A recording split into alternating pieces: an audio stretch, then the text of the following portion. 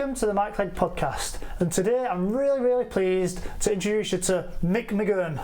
Hi Michael. How are you, Mick? Good, thanks. I've known Mick now for a couple of years, and wow, what a prestigious career he's had in strength and conditioning, in coaching, in lots of different elements. He was a young athlete himself. He worked at Rugby Union, Rugby League and football. So Mick, thank you so much for coming on the show. Pleasure. Really, it's great to have you.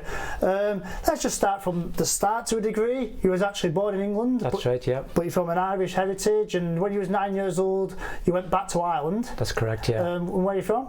From a place called Enniskillen. My mum and dad, like a lot of Irish families back in the day, had no work, so they went to England looking for work. They met, had kids. I always had this sort of grower to want to move back to Ireland, and we were getting to the stage where schools were becoming very important, and I suppose culture and heritage. So we headed back to where my dad's from, in Enniskillen in County Fermanagh, and then spent my formative years there going to school and learning Gaelic football and that kind of stuff, you know. So he was quite a sporty kid. Obviously, looking at you now, you still stay in good shape. So what was your sports when you was a young lad? Initially football. While we were in England, I had trials with Crystal Palace, the Knights and Guards. Not a very good footballer, very limited. Then we moved back home, took up Gaelic football. Loved Gaelic football, our local sport. But I was very driven, even at that age, and I realised in Gaelic football you have 15 players. If not all 15 were putting the effort in what you were doing, then you're going to struggle. So I gravitated towards athletics and cross country. Okay. So I did a lot of long distance running. Probably had a good engine on me, so I could run all day. And through my cross country and athletics career, I got a scholarship to the States. Oh wow, that's quite interesting. So even though you started with team sports, you realised that you yourself had this inner drive and expectation of yourself, and you almost could control that. So therefore you went to athletics. Yeah. And you got a scholarship in America. So where was this? Yeah, I went to a place called Temple University in Philadelphia. I got what is called a full ride scholarship for 4 years. So they paid for your accommodation, your education, your books, your food, everything was covered for 4 years. Nice. I suppose probably the big reason for me doing that was I realised that if I wanted to progress in athletics, I wasn't going to get the same coaching and backup where I lived in Ireland, so I had to get that scholarship. So that became my focus for my last 2 years when I was at home. When I was 15, all I wanted was that scholarship, so I spent 2 years training hard, studying, because you have to get a bit of education behind you as well, to get the SAT scores to get in. So I got finished in the top 3 those 2 years in cross country and athletics, and got offered a couple of scholarships all around the States, and decided to go to Philadelphia.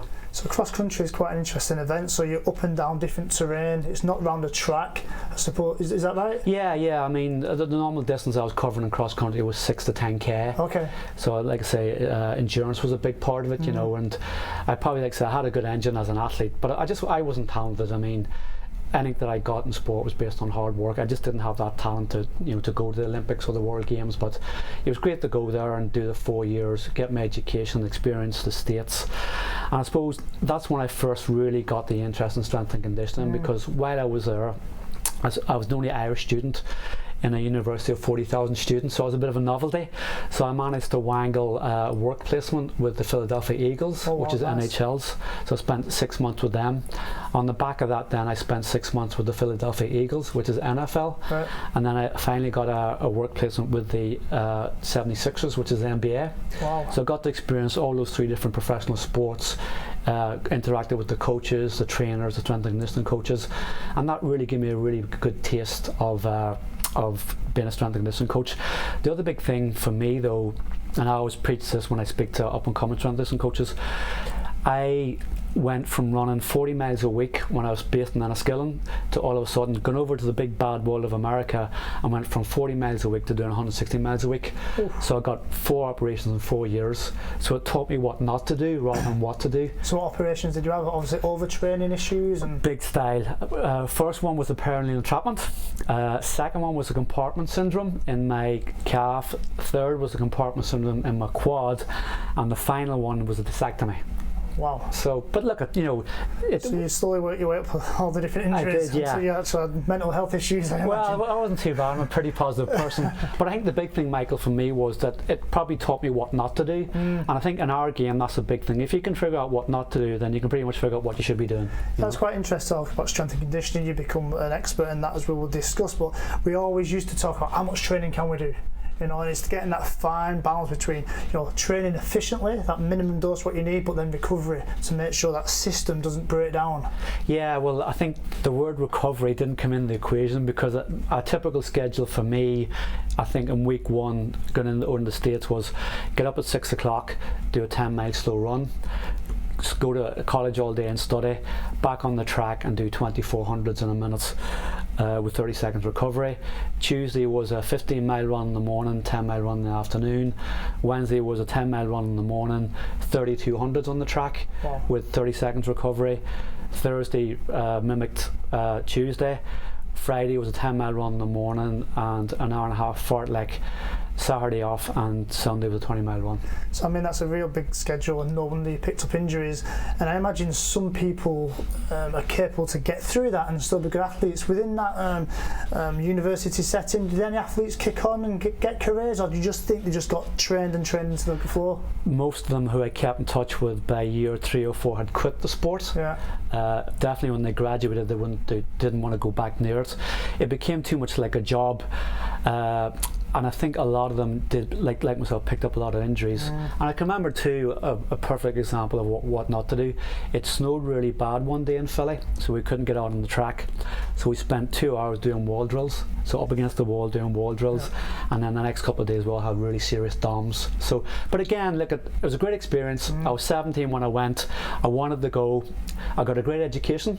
I got some great experiences, sort of with strength and conditioning.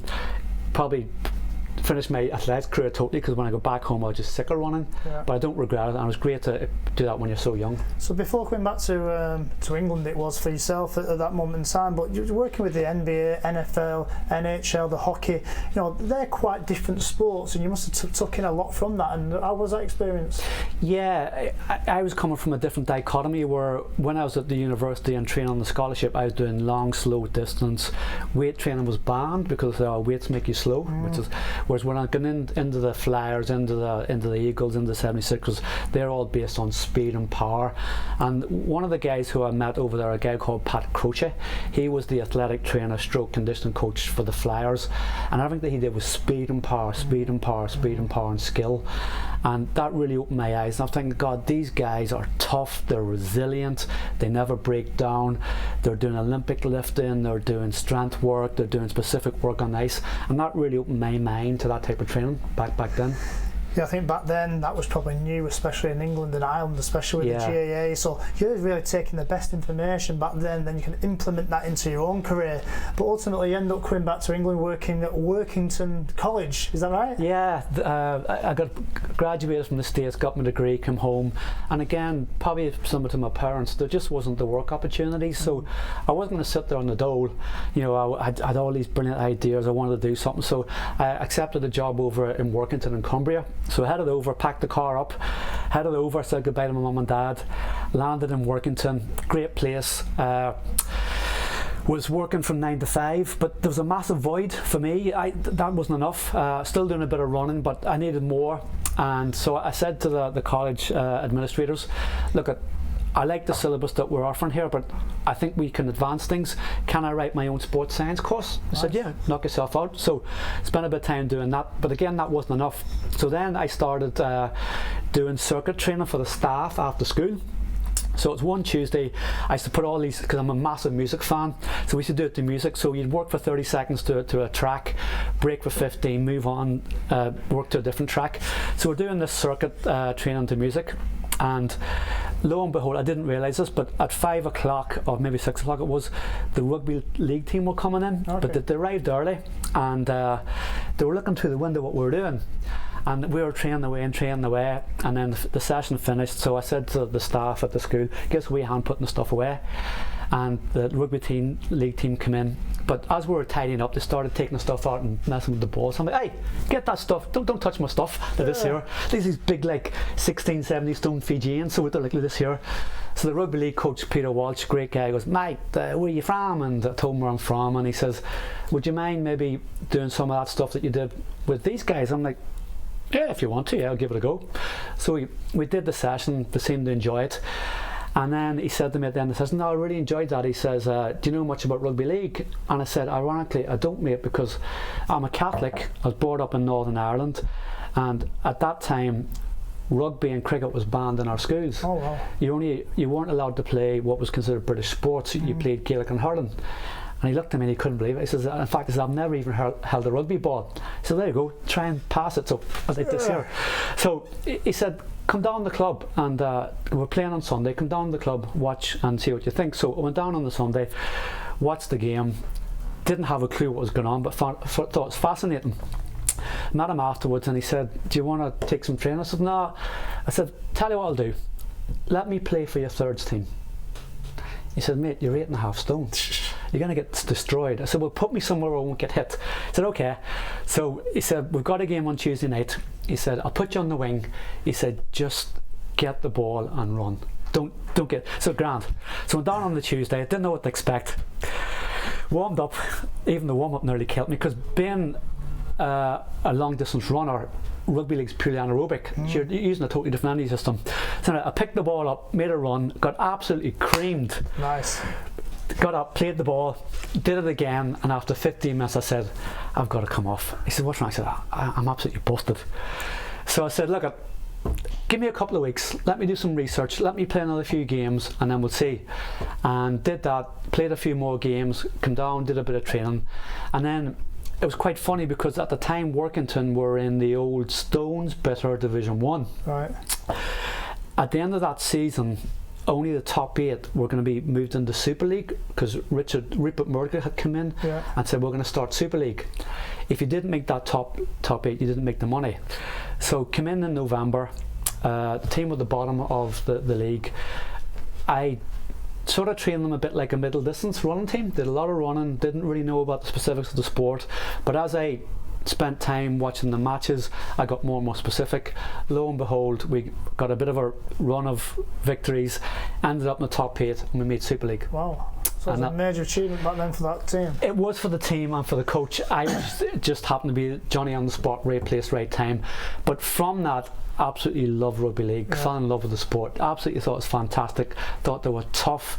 Reminded me some ways of Gaelic football, but a lot more professional, you know. No, it's really interesting what you're saying, and there's probably young coaches out here now thinking, I wonder where my opportunity comes, and you just never know where it might come. And if it does come and you get an opportunity, you've got to take it. But you've got to have that foundation knowledge to know what to implement and how and when. So that was brilliant at Workington. Then opportunities coming your way, I'm sure, you know, you're getting a bit of a name for yourself, and the next progression, you went to the next stage up. Yeah. Well, so we made Super League with Workington. We held our own. We consolidated the following year, which was great. And then David Lloyd, the ex-Davis Cup tennis captain and the owner of all the leisure centres, he'd heard of this story. So he was in the process of buying Hull City Football Club and Hull FC Rugby League Club. So he said to me, look, would you like to come down to Hull and be the fitness coach for both? So what year is this now then? We're talking 1998. Nice. Okay. I'm like, okay, giving up a full-time lecturing post.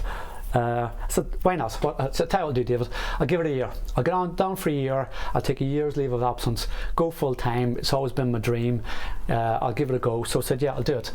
So packed the car up again, all the stuff went in the car, headed down to Hull. Part of the process of David doing that was he got rid of all the staff of both clubs. Okay, no managers, no coaches. So landed down to Hull, and he said, you got to take pre-season with the football team. I'm like, okay. He said, don't have a manager yet, but just get them fit. He says, they're not fit enough for did my research. And remind viewers too, at the time we were the old Division 3. So we weren't the Hull of now, like with the old Division 3. Landed at the training ground, didn't know anybody, so said, introduced himself, hi lads, no big speeches, my name's Mike McGurn, I'm here to get you fit, and here we go. Funny thing, the captain of the club is a person Warren Joyce. Great guy, come up, introduce himself, goes, hi, I'm Warren Joyce. I goes, listen Joyce, he said, you need to help me out here. I said, I'm sort of sinking ship here, I'm rowing the boat on my own, give me a hand. So did a bit of training that day, went fairly well, I think the boys enjoyed us. because part of the process that I'd learned through rugby league is players love to train with the ball. So this is one of my early sort of memories of being a conditioning coach, train with the ball. Because when I was with Workington, I'd part of my development was I went round the various rugby league clubs, Wigan, St Helens, Bradford, all the big clubs, and they were brilliant. They said, look, if you can train with the ball, that's a great way to do it. So my first day with Hull, we did a lot of fitness work, but it was done with the ball. Basically, I took a lot of rugby league drills and adapted them to football. Yeah. So chatted to Joyce at the end of the day and gave me some feedback. Yeah, boys loved it, thought it was really, really good. It was all done with the ball, but we covered probably about 10, 12k. Didn't realise that was grand. Then a couple of days later, David Lloyd appointed Mark Hateley as the coach. And this was my first real sort of, I suppose, experience of politics in sport. I had to go meet Mark, and So just with Mark Hateley, obviously played for England. He played to the World Cup. He's a big guy. Monaco. Personality, great experience in Europe. Yeah. And then you're meeting him for the first time. Yeah. Well, again, I realised he'd been at Monaco, at Inter Milan, but his last job had been Glasgow Rangers. So which is grand. But went to meet Mark, and Mark goes, "How you doing?" And I goes, "Hiya, Mark. My name's Mike McGurn from Northern Ireland." He goes, "Yeah." He says, "Do you mind me asking, are you a Catholic or a Protestant?" And I says, "Well, it shouldn't really matter, Mark, but to be honest, I'm a Catholic, but it's no big deal." I goes, "Well, look, as long as we get on, that's the main thing." And I found that really strange. But that was okay. I met Mark, and he said, "We'll meet tomorrow morning for breakfast before training and see how we go." So we turned up. And because David had employed me to do the rugby and the football, I was doing the football in the morning, dashing off then and taking the rugby in the afternoon, so I was double jobbing. And I hadn't really understood the sort of etiquette of football, in that you call the manager gaffer. Yeah. It just totally alien to me. So we're on the training pitch, and Mark was player manager. So when we're doing some of the fitness work, I'm going, "Good stuff, Mark. Well done, Mark. Well done, Mark." Yes, that's how I met him. And at the end of the training, they pulled me aside and he said, "Can I have a word?" I said, "Yeah." He said, "Listen," he says, "if you don't mind," he says, "in front of the boys, call me gaffer." I'm like, "Oh, but you're not my gaffer. David Lloyd's my gaffer." Like this here. So that was okay. I adapted. But Hull was good. I mean, it was very interesting having people like Joyce to work with, really good professional. We didn't do that well. We were struggling the whole year at the bottom of Division 3. But the amazing thing for me at Hull was we were still getting 9,000-10,000 fans every week. Yet we're hanging out the bottom, looking at it in the Vauxhall Conference. Mark strengthened the squad. He brought in some really good, experienced pros like Glenn Hodges, Kevin Gage, God rest his soul, David Rocastle, all came in. So it's great to work with those guys, really good guys. But you really have to earn your stripes at a club like that, because you're there's a lot of tension, there's a lot of difficulties because of where you're at, but it was a good place to learn. The one thing that I learned too, though, was Mark came down thinking it would be like Glasgow Rangers, two dichotomies apart, and the other big thing for me was it taught me that in football you don't get respect. You've got to earn it. You've got to go in there. You got to be ballsy.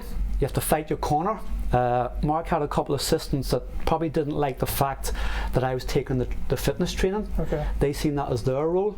I don't think fitness coaches was that common at the time right across football, and there was a bit of tension, a bit of conflict. But at the time I was 24 years old. I was full of bravado, and there was a few incidents where the coaches called me out. And I strode across and goes, "If you've got something to say it to my face, or we'll deal with it here and there." And it was solved there and then. So it was interesting. The other interesting thing for me, Michael, was rugby league at the time was years ahead in their attitude, in their application, their work ethic. So what I ended up doing through David's help was I combined the two teams together, and we trained together for a lot of conditioning work. So the football got to see how the rugby league trained, and the rugby league got to see how the football trained, and there's a really good interaction between them, and it really bucked up the football's ideas. Well, that's quite interesting. We probably don't see that enough, sort of cross-sport integration, especially rugby, football. I imagine the rugby lads don't think the footballers train very hard. I imagine the the football lads are thinking, why do they need to be in the gym all the time? But I think as the years have gone by, I think that maybe the rugby lads have got fitter, and maybe the football lads have got a little bit stronger. Absolutely, and they sort of come closer to the way they actually train. Yeah, I think one of the big sort of interactions that helped a lot was I'm a big fan of boxing for fitness. So I'd put up about 12 boxing bags within the gym, so the league boys be smashing with the bags, and the football boys be watching going bloody hell. But the likes of Joycey, because he was the captain and he was an ex-Rugby Union player, believe it or not, he loved the box too, and he drove that for me, and it really helped. And the other big thing too was we did a lot of rowing on the concept twos, because it's tough and people don't like it. So I used to put up challenges, rugby against football, and to be fair, the football boys, we had some good guys, big Bobby Dewhurst, Gavin Gordon, they got stuck in, and I'd like to think physically we did improve, and like Division 3 you need that physicality. Oh, without doubt, it was very physical down there. You know what the pitches were like back then, the bigger lads. But like you say, having competitions, even within the football team itself, I did that myself, and it creates a bit more testosterone around the training ground. And I mean, Warren Joyce, I know him really well, and he's definitely took that work ethic with him as a manager. Him and his son, I know his son as well, they definitely have that work ethic. So what you put in place there sort of lasted a generation or two. Well, hopefully. I mean, I'm big on athlete development, and what I did was, and Lloydie didn't give me any more money, was because I was over there on my own away from home, I ended up then dipping down in the academy and started doing work with the academy, because they trained at night time, and like I was just sitting around watching TV, which isn't my thing. I like to be active, so at night time I go back in and then work with the academy kids, and we sort of set up structures and systems in place that hopefully help move Hull on to bigger and better things, Well, and that's certainly happened with Hull, and you talk about Hull and the passionate fans they have down there, and the people in and around the club, and the Hull done reasonably well over the last 10-15 years since you was there. It was good to see them rise, because they're good people, they're lovely people, it's a great city, and they need a big club in Hull, they really do. But ultimately time comes to a end there, and then you end up moving back into rugby league. Yeah, I did my 3 or 4 years in Hull, and then I got an offer to move over to Leeds Rhinos, which was a bigger club than Hull at the time. So I said, it's good for a change. Sometimes people say that you should either stay 2 or 3 years at a club and move on, or completely change the player. So I thought my time was up there, so I moved on to Leeds, went over there to the Leeds Rhinos, and then through my association with Leeds Rhinos I ended up working with Leeds United. Which was quite strange, because I went in to work with the academy, and at the time David Batty had fallen out with the manager, right? So he was training with the kids, as he says. So I ended up meeting David Batty, fantastic guy. Couldn't believe that he was training with the kids, but that's how it works in football. And with the Rhinos we ended up winning the Challenge Cup, and that was a good experience, because I hadn't done that with Hull. So it was good to win the Challenge Cup. So that's one of your first major trophies then? One of the first in rugby league, that was a good experience. And then we also shared Headingley with Yorkshire County Cricket Club. Okay. So they heard of what I was doing with the rugby league team, so I did a bit of work with them. So that was again a very, very big learning curve for me. I can imagine cricket itself is, I imagine people still think they're behind the times regarding S&C, fitness-wise. So what were they like 20 years ago? Different. I said again, before I take any sessions, can I observe? They said, yeah, no problem. So they were trained up in David Lloyd's in Meanwood. So I went up to watch, and basically they walked on the treadmill. Okay. That was it, walking the treadmill. So did a bit of research. I discovered it's 22 metres from crease to crease. If you're a batter, you're doing a lot of sprinting, so we brought in some repeated sprints. I realised that outfielders would stand there for 20 minutes with their hands on their knees and all of a sudden do a sprint. So I said, well, let's get in a strategy where you're not just standing there and you have to make a sprint, because that's where we're getting hamstring problems. So we've got them to do some exercise when they're outfielders. So very basic stuff, but stuff that worked. And again, it was a challenge. Again, like I mentioned earlier, I never played cricket, been from Northern Ireland because it was banned. So it was good to research the sport, find out what the needs are, and then put it in place. Excuse me, that's great. So it's needs analysis. It's like all young coaches now, they're going to be thinking, what's the needs analysis of the sport, and then what's the player analysis for them as an individual to make them to maximise their potential at their individual position or sport itself. So as you're learning, you're taking all this on. But to work with football, cricket and rugby all together is really quite a difference. It was, and especially when I probably hadn't been exposed to them a lot, apart from football, being from Northern Ireland. So it really made you think outside the box. But also it did, Michael, is it gave you an open book. So my mind wasn't preconceived what I would have done as a footballer. So I could come up and invent drills, and I love doing what I call specific conditioning training with the ball. Yeah. So I could make up these drills and go, okay, you're a midfielder, what do you do in a game? Well, you do A, B and C. Well, let's do that with our conditioning on the pitch. And if I can do that in the gym to a certain extent, okay, you're a midfielder or you're a centre half, let's do, say, a clean pull, and then sort of contrast that with up heading the ball. So make it a bit more interesting and a bit more variable for the players. Yeah, and I'm sure they got better buy-in for that as well. Sometimes you see this classic, just either theoretical learning or just learning and doing Olympic lifts, but when you combine the two, when you actually make the football side and the strength and conditioning actually mean something, so it's contextualised, I think the players have a much better buy-in. Yeah, it did, because I can remember being with Hull and Hull football, and we had a striker called Gavin Gordon, who was a great fella, and we used to do a lot of stuff, like we'd do, like, say, a push press, and then we'd do a chest knee shoot into it, because I put away goals in the gym, and he used to love it. Now I don't know, did that improve his shooting in the big environment, but he did increase his goal scores that year, so I can take a wee bit of credit, So. No, without that, but you're training all the right elements, so again, we'll probably put a little mini series together and look at some of these exercises moving forward. I think it'd be really good to have some input. Obviously, I've done lots of things like this myself, and in the future, look out for that. It'll be a real, strength to speed and strength to speed to skill outcome. These are some nice things we could work on together. So, Mike, how long was you there for then? I just spent the 1 year at Leeds, and then St Helens came in for me. Right. So was that a difficult move, or was that stepping up again? Again, it was probably a step up from a point of view that Leeds, I realised that the player profile was coming to an end. I think winning the Challenge Cup was probably, coming to a bit of a crescendo for them. Saints was an up-and-coming club. Wigan had been dominating the rugby league scene for years. I met the coach, Ian Wilwood, an Australian great coach. I'd met some of the players because I'd been involved with the Irish team in the Rugby World Cup in 2000. Okay. So the likes of Tommy Martin, Chris Joint, all great guys, and they were at St Helens. So, and I got on really well with them, and I thought, good opportunity to go on and put a really good stamp in St Helens. Okay, so when you was at Leeds, maybe also you was also working with the Irish national team. Yeah. Okay. Rugby league. Yeah. So how did that come about then? Was that a case of they heard what great stuff you was doing over in the UK, so they invited you across? Yeah, a bit of that, and I think the fact that it was actually Irish, because they were using the granny rule for a lot of the players. Okay. So we had a lot of Aussies, Kiwis, English players. I was actually Irish, so it's sort of and the coach Steve O'Neill from Witness, a great guy. I'd met him on a couple of occasions, and we'd gone really well. So I suppose that association helped as well. And for me, that was one of the proudest moments of my life, actually getting to be fitness coach to the national team. Is that this shirt? That's not the Rugby Union one. Oh, the Rugby Union. You get the one, yeah. So that was Rugby League, was it? Yeah, and we ended up getting to the quarterfinals, and I'd done my research, and no senior Irish team had ever got to a semi-final. So I really wanted to get. And this is the World Cup. Yeah. Wow. So we drew in England in the quarterfinals in Headingley. Right. And because I was at Leeds at the time, I was like, we have to beat England. Referee Sim bin to our players. They needed England to get to the semis. They beat us by 4 or 5 points, and I don't mind admitting I bawled afterwards.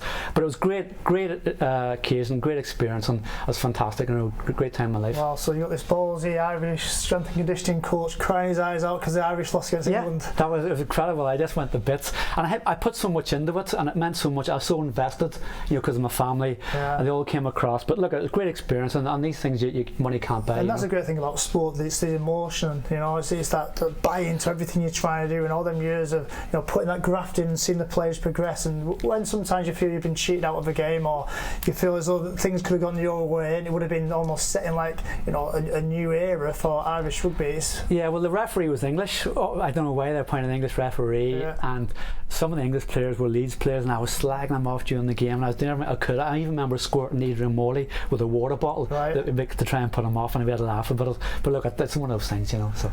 Excellent. So then you obviously you carried on with the Irish rugby for the transition, even when you was at St Helens, did you? Yeah. The World Cup was then over then, and I moved over to St Helens. So that World Cup was in Australia, was it? That one was in England, in the UK. Yeah. In the UK. Yeah, and that one over then started with Saints. And I'll be honest with you, Michael, anybody could have coached Saints. They were that good at players. Right. The attitude, Sean Long, Tommy Martin, Paul Newlove, Kevin Iro, Sean Hoppy, Kieran Cunningham, Paul Wellens, they're just great guys. Yeah. It was one of the best years of my life in sport. They were just a pleasure to work with, had a massive work ethic. We were doing 4 strength sessions a week, 2 conditioning sessions a week, 3 skill sessions. They played like animals. I suppose the other thing which really helped was we were winning. Yeah. And when you win, everything's great. Papers over the cracks, but that year we won the Challenge Cup at Twickenham. We won Super League at Old Trafford at Europlace. We won the World Club Challenge against the Brisbane Broncos. Wow, put it there, my friend. That's some big accolades there. Yeah, but it was the players, and Mickey Mouse could have coached them, let alone Mickey McGurn. You know what I mean? They were just great guys, and it was just a great place to be. Still keep in touch with a lot of the players. I was at Tommy Martin's stag do in Limerick there, in Leitrim last year, and it was just a great environment to be in, great culture, and it was just, for me, it just taught me that, okay, you need 2 things to be successful in sport. You need to have the right environment and culture, but you also need the troops, you need the players, and we had both. We had a great set of players, great environment, and the 2 mixing together was just fantastic, and it was great times. That sounds awesome. And whilst you was at St Helens as well, you ended up doing a bit of work with Everton Football Club. Yeah, through obviously Mark Haley's association with Walter Smith and Archie Knox. I sort of got to know him and went across and did a bit of consultancy work, so met people like Terry Phelan, who was there at the time, Dave Watson, who I ended up giving a lot of coaching drills that I'd used. Franny Jeffers was there, all them guys. John Hollins, they all out. He'd just come back from Europe, so they were all there. So did a bit of work there, which was good. So kept my eye in with football, because I love football, and it was my first love of sport. And but it really hadn't moved on. So what we were doing at Everton was similar to what we were doing at Hull. It really hadn't progressed, and I was seeing the gap between rugby league up here and football down there at the time. And I was mystified, because obviously the big money was in football, and it had all the glamour of being on TV. Was rugby league was down here financially wise, but professional wise and application and training wise was up there. So do you think, one, that gap's changed now? Do you think football has got now the professionals in place to be able to deliver a better service? And 2, the football players and the rugby players, culturally, maybe having a few beers, education-wise, they always say football players are a bit thick, rugby players are a bit more clever, they got a bit better education, rugby players enjoy drinking a bit more regarding their social side. So there's quite different cultural aspects. And how did you see that as a difference working between the 2? Because probably not many coaches have the opportunity to be at such a high level with both different types of sports. Yeah, I mean, I think the culture in football was different in that all they wanted to do at that time was just play football. Certainly things have progressed through the roof in football. Like, people have come in, like your dad has changed things, Jim Henry, who I know has done a great job in football, yourself obviously. So there has been a very good coaches have come in.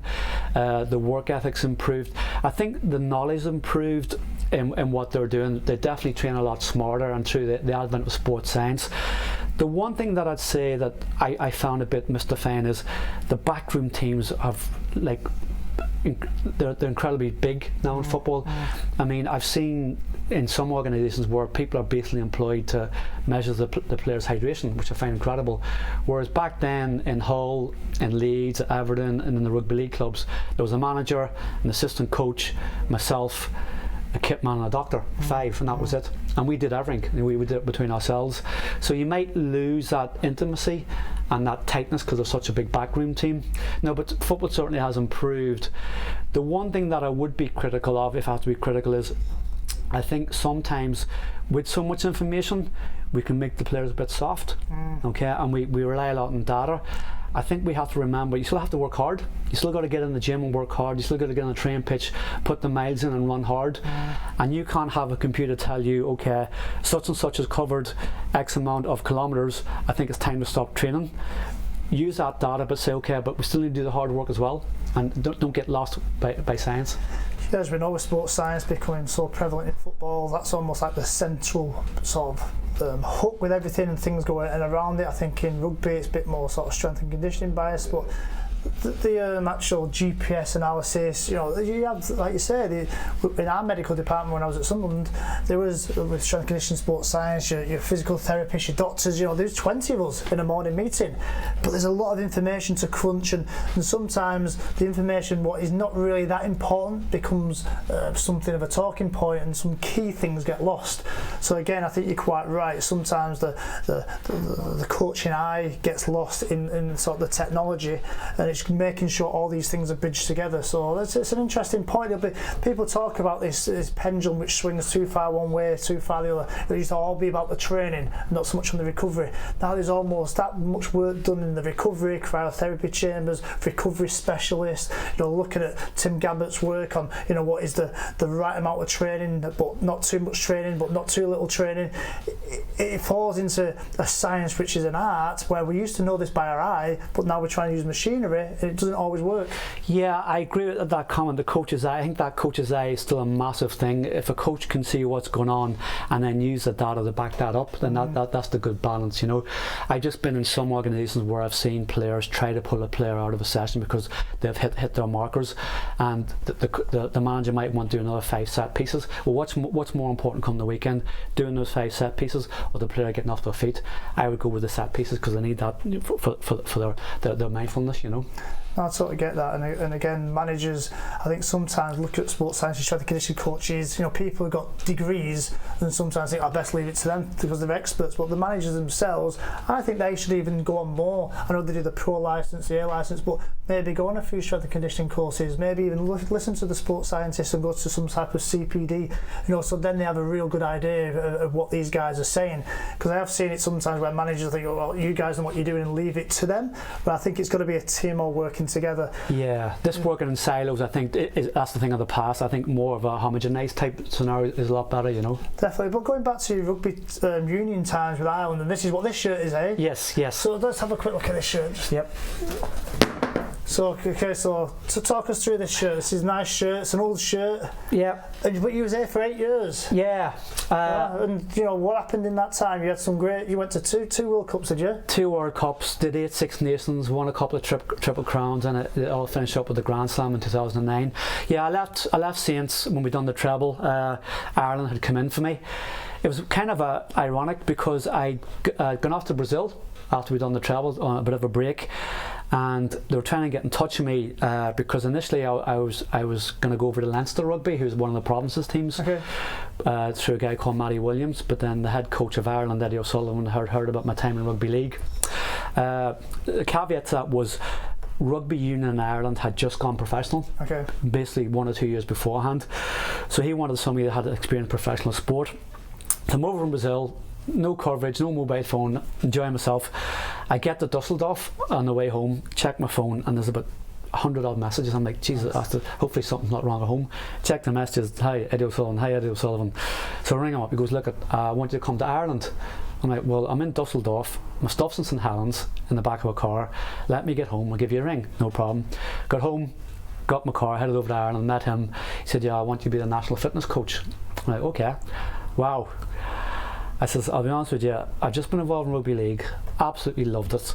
I said, no league and union have some similarities. I says, but I wouldn't have a clue about rugby league. He said, well, come over, have a look, see what you think. So I did that, went over, and at the same time, Mike Ford, who's a rugby league legend, played at Wigan, coaches, he had signed up to be the defence coach. So we went to the meeting, met Eddie, said, okay, let's give it a go. Signed up, went to a couple of training sessions, sat in the bus on the way home and thought, oh my God, what have we done? It was so far behind rugby league. Was it really? We're talking 10, 15, maybe 20 years. Just the whole culture, structure, attitude was years behind. Right. Players were fat, they weren't fit, there was still this pizza and a pint, smoking. Really? So myself and 40 sat down and thought, either we have to make some big changes or we're going to get destroyed here. But we didn't have that much time because Six Nations was coming up. So I said, let's get to the Six Nations, let's get through it, manage it best we can, see how we go. Players were great though, great. They were very, very interested in rugby league. They knew we were leagueies, as they called us, but there was a lot of work to do. Got to Six Nations, didn't do that well. Won a couple, lost a couple. England battered us, who'd been professional a lot more. Yeah. And then we just got on it. So sat down with Eddie and said, look, we need to make some big changes here. He said, look, I'll back you to the hilt. Tell me what you want. You have total autonomy of your department. I'll back you to the hilt. But you get it wrong on your head, be it. And that's a great scenario to be, you know. So it was a case of me travelling around the 4 provinces. We have 4 provinces to make up the team, and a couple of guys in England. So a weekly schedule would look like Sunday night heading down to Cork and working with our Munster-based players on a Monday, heading up to Leinster on a Tuesday, working with them on a Tuesday, flying over to England on a Wednesday, catching up with English-based players, working with our players up in Ulster on a Thursday, taking a few days off and then do the same again on a continuous basis. Oh, okay. But I knew there, Michael, there was going to be an issue. Each province had a fitness coach. Each club in England had a fitness coach. I didn't want to be the big I am going in there and telling them what to do. Okay? So my strategy there was quite interesting. I used to go and meet the fitness coaches, have a coffee, say, okay, you have Ronan O'Gara, Paul O'Connell, Brian O'Driscoll, you're going to be looking after them a lot more than me. How can we together get the most out of Paul, Brian, whoever it may be? This is what I think they need to do. Need to lose body fat, need to stop training like a bodybuilder and like a power athlete, blah blah blah blah. What do you think? And type and sort of empower them to get them on board, because if I didn't have their support, it wasn't going to work. So that was okay. Second strategy was, would you mind if I come in and helped you take some of the sessions? Nice. Rather than I'm coming in here, I have authority here, I'm going to take control, because that's going to cause resentment. So that was it. So then you end up building a lot of bridges, forming relationships, and then what I said, and what I'll do then is, because the players were going to come to us for 6 weeks in November and then 9 weeks over Six Nations, I will run your provincial programme for you when they're with us in Dublin. So that was the way that worked. So that was the scenario. So we did that, and we did start to make improvements. Went to the World Cup in 2003. Again, got to a quarter final. I'm thinking, is there a semi? Is there a semi? Played France in the semi, in a quarter final, battered us. But again, it was that same old problem. Last 20 minutes, we were just falling apart. Part of the problem was I was coming from used to doing a 8, 10, 12 week pre-season with the rugby league boys. Whereas in Ireland we're doing 3 weeks, which is not enough for that sort of power-based sport. So I did an interview afterwards with a journalist, and I said, look, we need to change things dramatically, otherwise we're going to keep getting the same result. If you keep doing the same thing, you keep getting the same result. He printed the article. Didn't go down well in the corridors of power at the IRFU. I see what you mean, yeah. Okay. And there was like a bucket with a hole in it. It was leaking like a sieve over there. They'd let it slip that they were going to suspend me.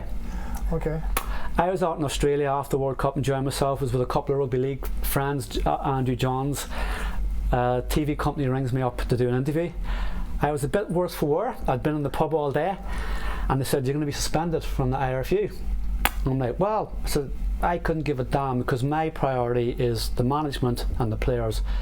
I don't answer to the Blazers, Alakadoos. My priority is the players.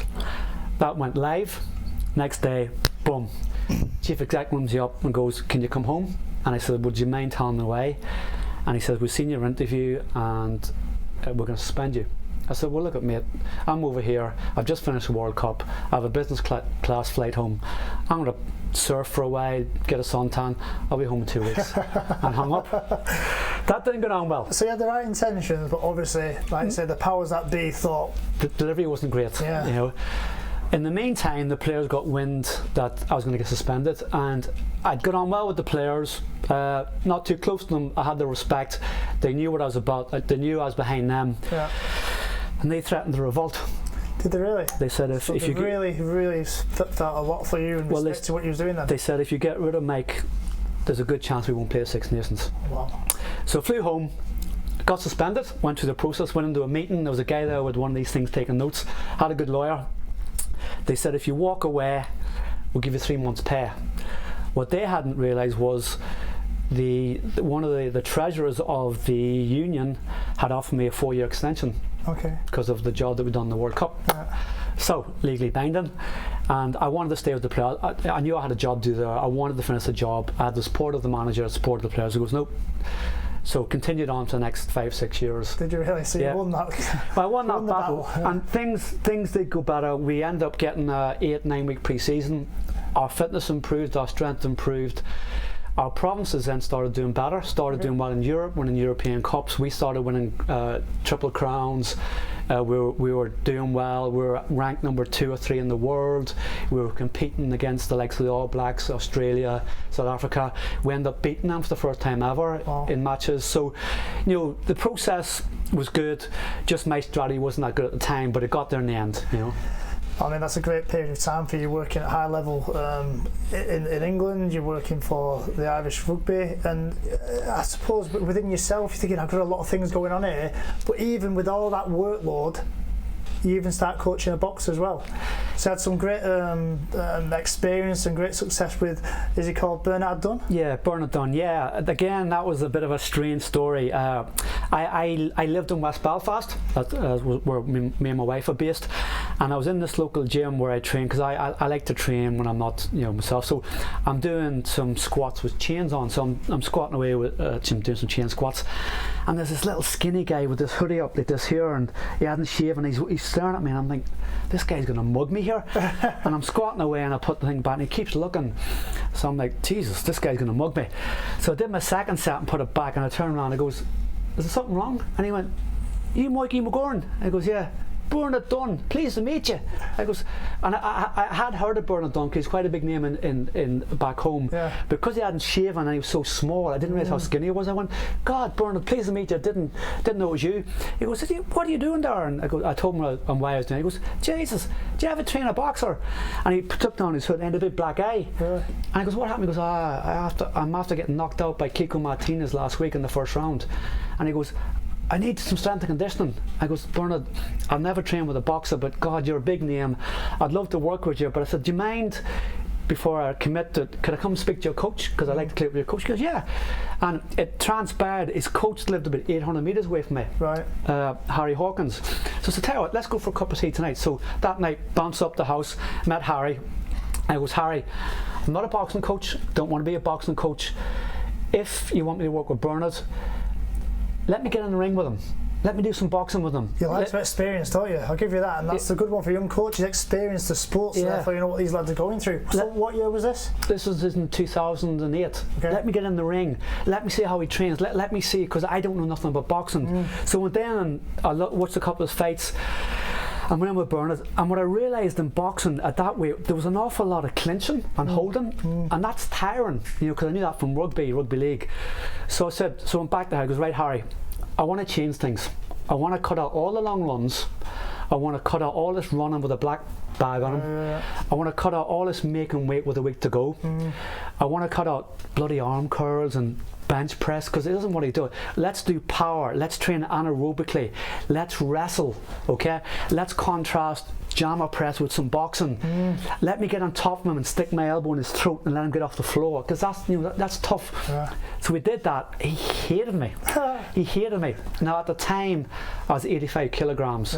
He was around 62 and he fought at 56.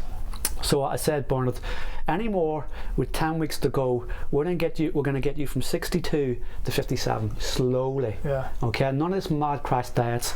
Did that. Went to his first fight. He won that. He won a few more, and then on the same day that Ireland won the Grand Slam in Wales, 16th of March 2009, he was fighting in Dublin for the world title against Cordoba, Cuban. Place was buzzing. Now this was a real lesson for me. I invested so much time with him, and he was the first time I'd worked one-on-one. I'm sitting ringside, he's in there, the place is going nuts, the place is absolutely jamming. Round 5, he gets knocked down. I go like this to get in the ring. The person I'm with, Sean Boylan, who's a big legend, sat down like this here, and I'm absolutely starting to shake, because it felt like it was somebody hitting my brother. So, again, round 5, knocked down again. This time I'm almost getting the ropes. I just lost it. I thought, I'm going to go in here and hit this guy. I just didn't realise. Sean goes, sit down. I goes, if he gets knocked down again, he's gone. He's coming in the round fight. He's against the rope, and the guy's battering him. Bell goes. Lucky. Saves him. Bernard walks past the referee and went. This is a bit of a joke. Taps him on the bum, and the referee goes, "You're lucky. You're lucky," because the bell went. Fight goes on. Round 11, Bernard floors him. Guy gets up. Floors him again. Gets up. Hits him down. Fight's over. Wow. Place goes nuts. I can't help myself. I'm in the ring, and obviously just the tears are flooding. A combination of Ireland winning the Grand Slam, Bernard being world champion. I'm just in bits. I'm in complete bits, and we're hugging each other, and he's screaming, "We did it! We did it!" And I can't even talk.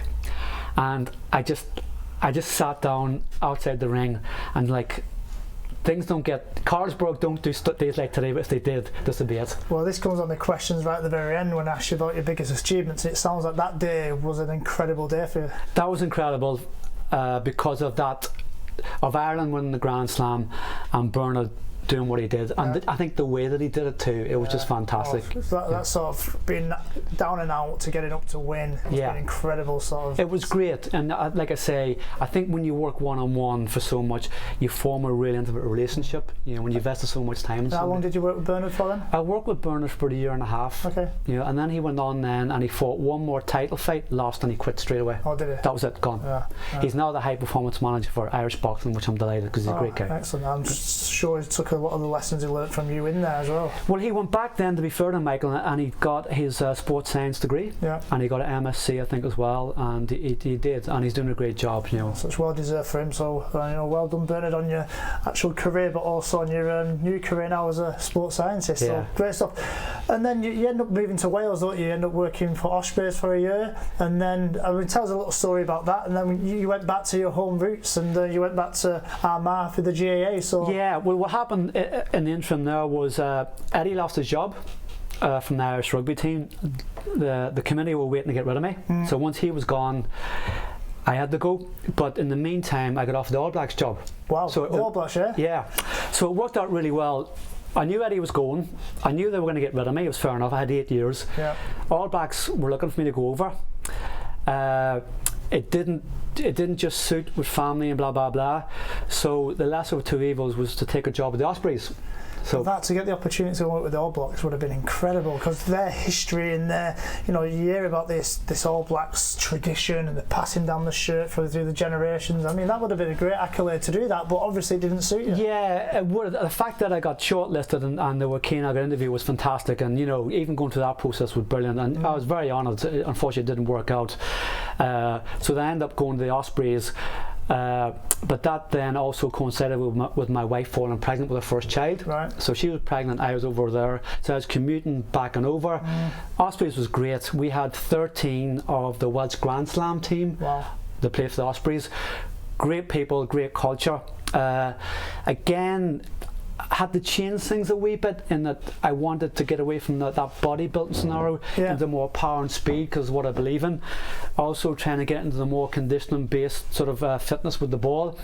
Some great people there: Shane Williams, Gavin Henson, Ryan Jones, Adam Jones, all them type of guys. Dan Bigger, who's still playing for Wales, Alan Wynne Jones, who's the Welsh captain. But it was interesting to me. I was very interested in the social side of sport, and found the Ospreys great people, the lads, but found them lacking in a certain amount of confidence, if that makes sense. I.e., they were very big into their appearance. They shaved all their body, all had fake tan, big into the hair gel, and when I confronted them about being more tougher in the gym, tougher in the pitch, and I'm quite abrasive when it comes to training. Off the pitch, I'm your best friend, but when you're training, that's it. Don't be my friend. And anytime I challenge them, they wouldn't challenge me back. They'd go in their shell. So I couldn't figure out why they didn't have that confidence, because they were brilliant on the pitch. And when I did some research and spoke to some people back home, they blamed Margaret Thatcher. Really? Okay, they said Maggie Thatcher shut down all the coal mines back in the 70s and the 80s. So a lot of these players' parents would have lost their jobs, would have been unemployed. It affected their self-esteem and it affected their mental health. Wow. So that transpired that some of these players were part of that process and concept. So they were lacking a lot of self-confidence. So a big part of me was bigging them up and saying, listen, you are brilliant at what you do. You're good people. You know, you don't need to shave your body. You don't need to put fake tan on before the games. Because it'd probably be unfair to mention one of the players' names, but for me to get a player to play on a Saturday, this was the process for the week, okay? And this is bizarre. If the player was picked on Tuesday, he wouldn't do the conditioning session. We'd go into the gym, and if he got 105 in a clean, he's still on board. If he didn't get 105, he'd pull the plug. No, I'm not ready, okay? Wednesday would be a resting session with this player. Okay, we have to do a wrestling session and he have to feel good about himself about the wrestling. Thursday we did a conditioning session and some phase play. He then would then get his shorts from the kit man and get the shorts taken in so they looked tight on his legs. Nice. Okay. Then Thursday afternoon he went and got a full body wax, exfoliation and fake tan. Friday was our pre-match day. If his body weight wasn't a certain weight, he still wouldn't play. So I'd get him on the scale and go, such and such, yeah, you're this weight, even if he wasn't, still on board. So we're still not over the line. Saturday morning, I'd go to his house, I would do pre-game weights, because he had a gym in his basement. People at home might now guess who this is. We'd do squat, clean, jammer press and deadlift. If that went well and he felt good, he's still going to play. He would then go to the stadium 3 hours early, have a shower, pluck his eyebrows, do his hair. Still not on board yet to play. The final part of the jigsaw was we go off for the warm-up, okay? If the warm-up went well, he's in. If the warm-up didn't go well, he'd pull out. Because we had a case where I had to go home because one of my relations died, so I wasn't there for one of the games. So my assistant did the same process with this player. But come the game day, he asked this player to go in and be the scrum half and pass the ball. This player wasn't a scrum half, so he said to my assistant, go F yourself, I'm not a scrum half. So my assistant sniped back and they had an argument on the pitch. Player stormed off, got changed and went home. So that was the process to get that particular player to play in a match. Well, I mean, there's a lot of high maintenance stuff there, and luckily every player wasn't like that, I suppose. No, he was the only one, and actually I quite liked this player because he loved conditioning and we got on quite well, but that's what you have to do as a conditioning coach, because you're there to facilitate the players. Yeah. You're not a manager, you're not a coach, you're there to facilitate the manager and coach and get the best out of your players. And it's quite interesting you're saying that. We're looking at players now, and there's, you normally have a club, whether it's rugby or football, like a club strength and conditioning coach, an assistant, a sports scientist, but more players are actually gravitating to getting their own personal coaches and their own personal nutrition strategies and all this. When Ronaldo was at United with my father, he was very much buying into the stakeholders in and around him. I think these are team sports, but I think a lot of the players now see themselves as their own brand and they want to have their particular processes.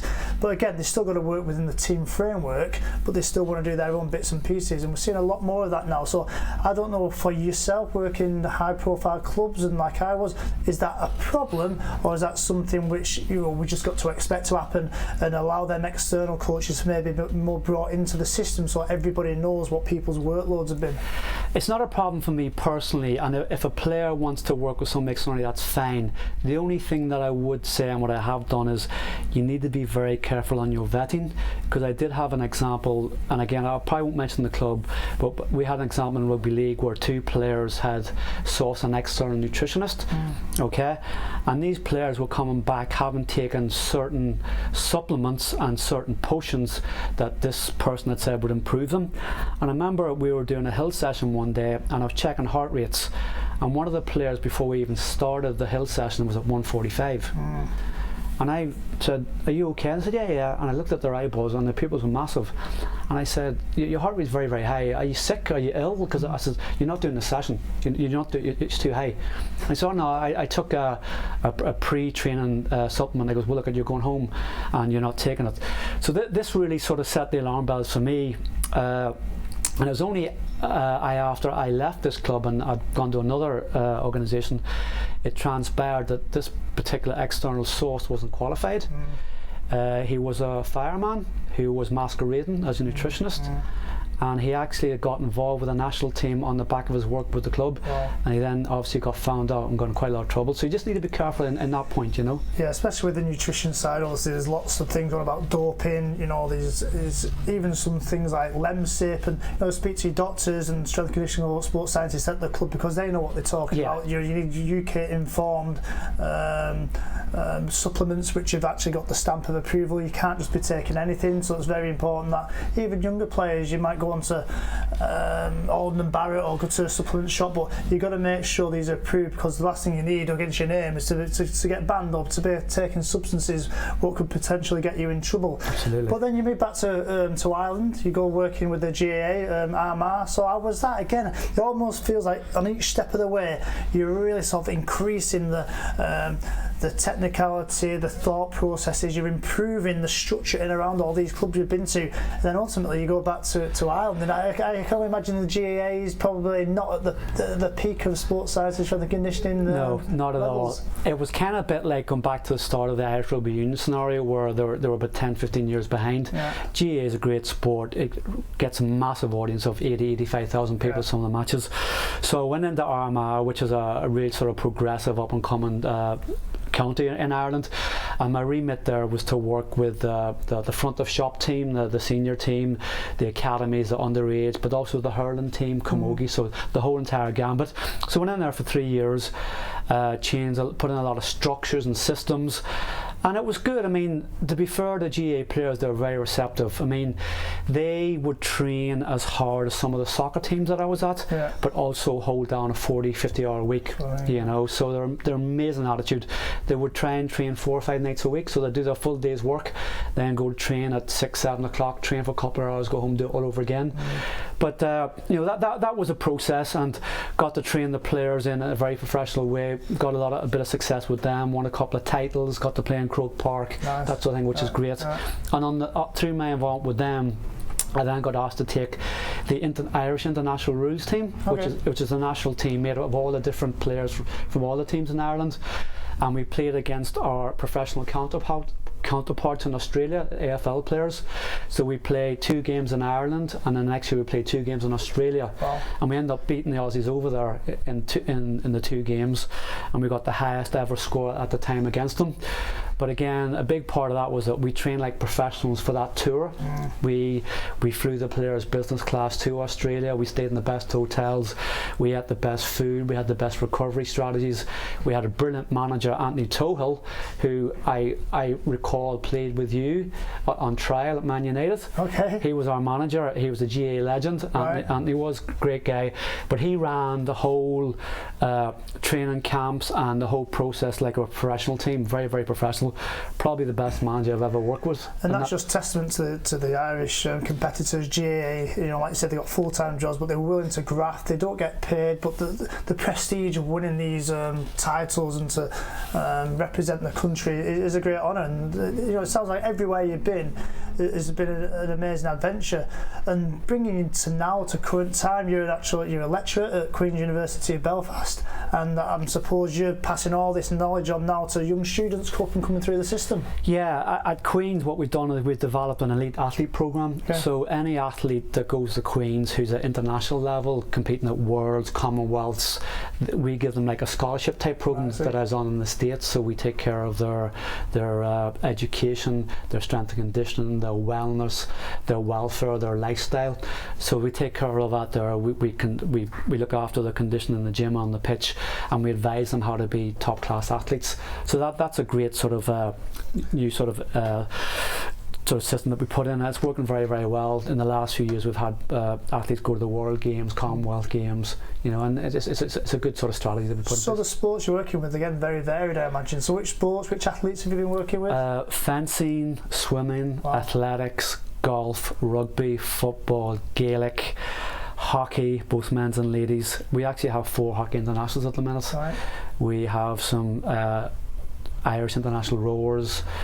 All sports really, so plenty of variety and plenty of interest. So the variety, the experience, and it's an incredible journey beyond. And you're also working for a company called Elite Performance Institute, and I've actually done a little bit of lecturing for them myself. Carl Gilligan is a friend of ours, a mutual friend, and I'm going to do a podcast with him in the future at some point. So yeah, you've just been over to Prague doing some lecturing. You've been out in China. So how do you find that? Yeah, I enjoy that side of things. I've known Carl since 2009, 2010. And I was the first tutor that he got involved along with himself. What I liked about Carl's course is he offers a 4-day course on strength and conditioning. Now it's what I call real strength and conditioning. It's stuff that can be used in the real world. So it covers all the different aspects of Olympic lifting, speed, acceleration, multiple screening, conditioning for games, that sort of stuff. And I really like the content they delivers, because I was a bit reluctant to get involved, because I've seen so many strength and conditioning courses that are mainly set up just to make money. Carl's is purely an education type course where the student have to go away and study and learn and research and practice and then come back in and take the exam. So I've lectured for Carl, like I say, in China, Prague, Poland, England, Ireland. It's been great. It's another side of strength and conditioning that it challenges you to be really good, and Carl changes the lectures quite a lot. It's always updating the lectures to the more modern part of strength and conditioning, so it's quite good. Yeah, I mean the course itself, I've been on the course. I've also lectured for Carl in the EPI. I was out there in Poland lecturing. It was brilliant. I do like the course. I do like it. It gives you some good theoretical knowledge, but you can really apply it straight away once you're back in the gym with your different clients and with your different athletes. So it's a great course to look at. So look at that at EPI. And then you do a little bit of work with Under Armour RC. That's probably why you're wearing that top, is it? Yeah, Under Armour have been very good to me. They've been involved with me since 2011. They got involved with international rules when we were going out to Australia, and provided us with lots of kit. And it's been nice to be associated with a blue chip company, and they've been very good with providing me with gear, and Carl on the courses with gear. They offer good quality shoes and kit, and they're nice, and they're a worldwide brand, so they're very supportive in that respect. Yeah, Under Armour is definitely up and coming competitors to Nike and Adidas, as we know, but they're certainly shooting up the charts regarding people's awareness of that brand, and they have some big athletes who they also sponsor. So Mike, listen, brilliant interview. Really enjoyed doing the podcast with you. I always finish off with 5 questions, and so this week's going to be no different. So to begin with, your mentors, you probably started where maybe there wasn't that many mentors knocking about, but again, somebody looks for inspiration from different areas within sports science, or even athletes themselves who've done great work regarding their own sort of transition from being amateur to professional. So who are your mentors in the world? Yeah, I have 3 main mentors, and I have to say, hand on heart, I was lucky that I met these 3 people, because at the time, and they still are, probably the best in the world at what they do. I know that's a big call, but they are. First one was Dan Baker. Dan Baker is an Australian strength and conditioning coach. He was working at the Brisbane Broncos at the time. At the time, Brisbane Broncos were the best team in the world. Dan I met when I was like 19, 20 years old. He brought me into the training ground in Brisbane, showed me everything, took me to the games. Really inspiring strength and conditioning coach. You walk into his gym and he's like, "Come on boys, let's go here," and you just want to train for him. And at the time, the Brisbane Broncos were so explosive, but I liked it about Dan, he was so positive. Nothing was a problem, and he shared everything, and it was really, really good. My second mentor was Ashley Jones. Ashley Jones was the All Blacks and the Canterbury Crusaders strength and conditioning coach. Brilliant strength coach, and it was probably through knowing Ashley that I got offered the All Blacks job. Again, Ashley's a really good strength coach. Not old school, but does things, just loves to squat, deadlift, Olympic lift. Really inspiring, you want to train for him. He's really energetic, he's really motivating, has great theories and strategies how to get systems across. And to me, anybody that's trained the All Blacks knows what they're talking about. And the final one is your dad, Mick Clegg. I met your dad in 2011, and the minute I met him, I thought to myself, I wish I met this guy 10 years ago. Absolutely fantastic. And what he does and what he has done is so far ahead of any fitness coach that I've seen in football. Absolutely amazing. Some people call him a mad scientist, and I can see where they're coming from. Has fantastic ideas. His concept about training the brain is second to none, and is years ahead of anything that I've seen in football. Like I always say, okay, do you have the knowledge? Yes, that's important. But what I say mainly is, do you have the medals? And does you have the medals? By God, he does. Ronaldo, Beckham, Keane, Neville, Giggs, he trained them all. And if he can do what he's done to those players and got them such great shape, to me, that's what people need to look at. But I challenge anybody, if you want to learn about strength and conditioning, especially if involved in football, Mick Clegg is the world leader in what he does. So I met your dad, get on great with him, and I'm still learning from your dad even to this day. Yeah. Well, I appreciate what you're saying there, and obviously my dad will, so I really thank you for that accolade towards my father. And yeah, you know, there will be opportunities for people to either intern with my dad, come and visit my dad, so I appreciate that, Mick, so thank you very much. Question number 2, what's your biggest regrets of this, this incredible career, lad? It's kind of a regret, but I don't really have any regrets, because if I die tomorrow, I've had a great life. I don't want to die yet because I've got 3 young kids, but I've had a great life. I mean, so if somebody ran over me walking out there, then so be it. It's not really a regret, but I would have loved to have been fitness coach to the Republic of Ireland football team. I've done the Rugby Union team, I've done the Rugby League team, I've done the International Rules Irish teams. That would have been the quartet. So look, I'm not finished yet. I'm going to keep plugging away. If I get an opportunity to do it, I will. So that was probably my regret. I had a bit of I got sounded out to do it when Roy Keane and Martin O'Neill took over. So some people from the FA come and met me and said, God, you'd be perfect for the job. Right. It didn't happen, but c'est la vie, that's the way. But look, I'm not done yet, so I might get that in the future. So that's a bit of a regret, you know. You never know, exactly. Yeah. So your biggest achievement, we spoke about plenty there already in the podcast, but what is your biggest achievement in your own mind? Apart from the 3 kids, I suppose, I think St Helens was good. St Helens was good now. That year doing the treble was good. You know, great lads, great time, just a good time in my life. So I think that St Helens. Brilliant. And if you were to advise young up-and-coming strength and conditioning sports science students, or the guys who are just getting their first job, how would you advise them to become the best practitioners they can be? Well, I think that's the secret. You hit the nail on the head. Practitioner, be a practitioner. Don't be a bookworm. Okay, go out and get your hands dirty. Get in there at the cold face. Get into the gym. Lift the bar yourself, live it, go watch people, go to sessions. Like I'm a nerd. I love going to sporting events and going to watch the warm-up, because I can say, okay, that's a great drill, but this is how I can use it.